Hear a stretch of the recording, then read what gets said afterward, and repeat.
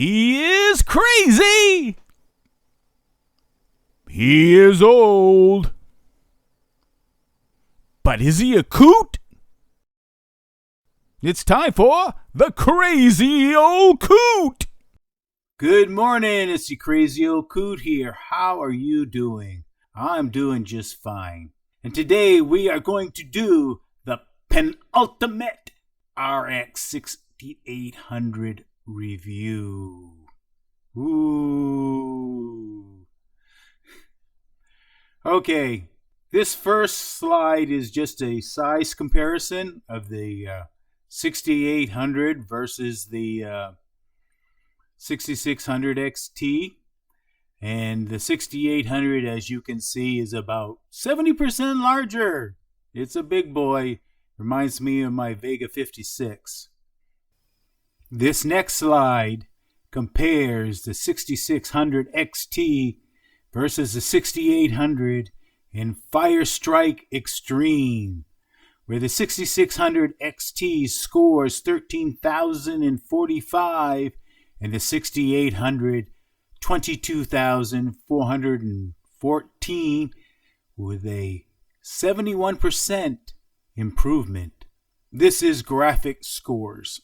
This slide is Time Spy, where the 6600 XT scored 9,473, where the 6800 scored 16,436 for a 73% improvement.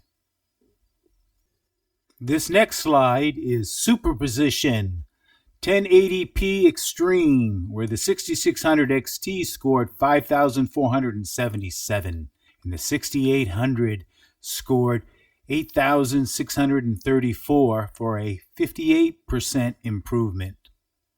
Now this slide is Horizon Zero Dawn, where the 6600 XT scored 75 frames per second, where the 6800 scored 133 frames per second for a 77% improvement.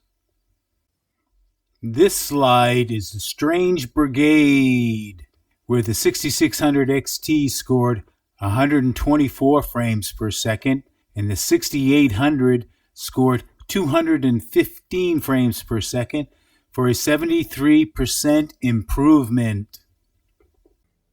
So why am I showing you this 6600 XT versus the 6800? It's to show you the amount of improvement you can get from going from a 6600 XT class card to a 6800. No more. I mean, it's going to be about 70% improvement. Now, if you need that improvement, then the 6800 would be a good choice. Now, why did I choose the 6800? I was actually leaning towards the 6800 XT. But then I realized I'd have had to buy a new power supply because the 6800 XT takes another 100 watts of power over the 6800. And my power supply could not handle the 6800 XT, but could easily handle the 6800.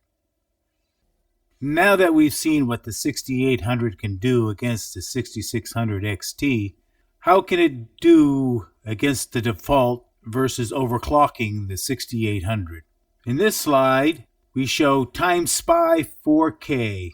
Default scored 7,837, where the overclock scored 8,215 for a 4.8% improvement. In this slide, we have Time Spy 1440p, where the default scored 16,512 and the overclock scored 17,167 for a 4% improvement. This next slide is Night Raid at 1080p. Now this test is usually used for testing APUs. So this is definitely overkill. I saw frames per second of over 1,000. The default scored 166,498, where the overclock scored 170,506 for a 2.4% improvement. Now this slide is showing Horizon Zero Dawn at 1440p Ultra, where the default scored 131 and the overclock scored 137 for a 4.6% improvement. Now this slide is Assassin's Creed Odyssey 1440p Ultra, where the default scored 94 frames per second and the overclock scored 98 frames per second for a 4.3% improvement. So overall, the overclock scored a 4% improvement over the default. Now, if this is important for you, then go for it. Now, you may be wondering what my overclock settings are, and this slide shows them. The max frequency I have set for 2517. My voltage in millivolts is 1006. My VRAM tuning is max frequency 2112, which comes out to 2100 megahertz. And my power limit is set to the max at 10%. Also, you see here my fan cooling curve, fairly aggressive. This slide is on a little bit different subject. Winning the Silicon Lottery by buying more than a year after release date.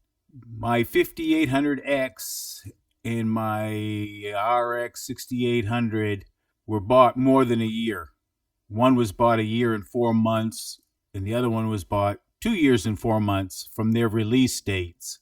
And notice that my 5800X scored 97th percentile, and the 6800 scored the 99th percentile. Now that is the overclock. It was 89%, but that's still way above average. Now, I worked in the semiconductor industry for a long time, and I know that processes are always being continuously improved. So my question to you is, do you think it's worth waiting a year after release date so you have a better chance of winning the Silicon Lottery?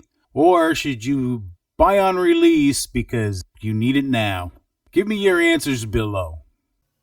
My thoughts on the 6800. I think I got a heck of a deal. The card does exactly what I want it to do. In general, for 1440p, it is an absolute killer. It will do everything you want it to do at 1440p. At 1080p, it's a little bit of an overkill. And at 4K, it's a little underwhelming. If you're doing 1440p gaming, then I think you will be very pleased with this card. This is your crazy old coot wishing you a good evening.